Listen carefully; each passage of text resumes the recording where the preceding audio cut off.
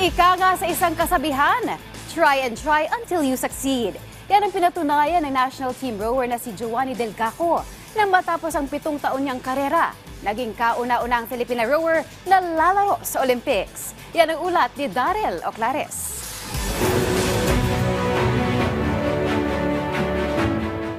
Si Edgardo Mayrina sa 1988 Seoul Olympics, Benjamin Tolentino sa 2000 Sydney Olympics, at Chris Nevares sa 2021 Tokyo Olympics. Ngayong 2024, isang Filipina naman ang sasagwan sa Paris Olympics, dala-dala ang ating bandila. Kilalanin natin ang kauna-unahang Filipina Olympian rower na si Joanny Delgaco. Nagbukas ang karera ng tubong iriga na si Delgaco bilang national team rower noong siya ay 17 taon pa lamang. Bagamat nagsimula bilang isang volleyball player, nahikayat si Delgaco na subukan ang rowing na naging dahilan upang siya ay dumayo sa Maynila. Taong 2016 nang una niyang ibandera ang Pilipinas sa international stage. Mula noon, iba't ibang medalya na ang nasungkit ni Delgaco sa mga sinalihan niyang regional meet at world championships. 6 na taon mula nang siya ay maging national team rower, gumawa ng kasaysayan si Delgaco ngayong 2024 matapos niyang magkwalipika sa Paris Olympics.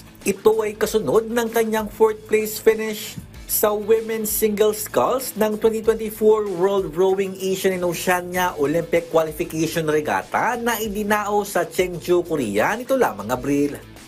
Sa ngayon po parang hindi pa rin nagsisingin sa utak ko na qualify nga ako sa Olympics.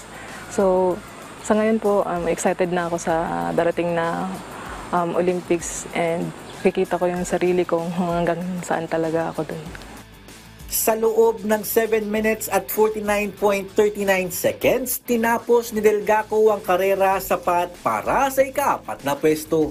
Kalakip nito ang karangalan na maging kauna-unahang Filipina rower na sasagwan sa Olimpiada. Siyempre po, sobrang laking bagay po sa akin kasi ako nga po yung pinakaunang babae na qualify dito sa sobrang tagal. 1989 po nag-start yung rowing.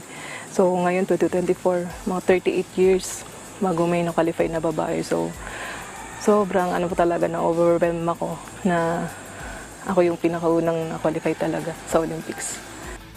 Ngayong taon, umayon ang alon kay Joanny upang makapasok siya sa Paris Olympics. Subalit simula pa lamang ito ng kanyang patuloy na pagsagwan upang makamit ang mailap na Olympic medal. Ako po si Joanny Delgaco, isang rower at Olympian na lumalaban para sa bayan. Daryl Oclares para sa Pambansang TV sa Bagong Pilipinas.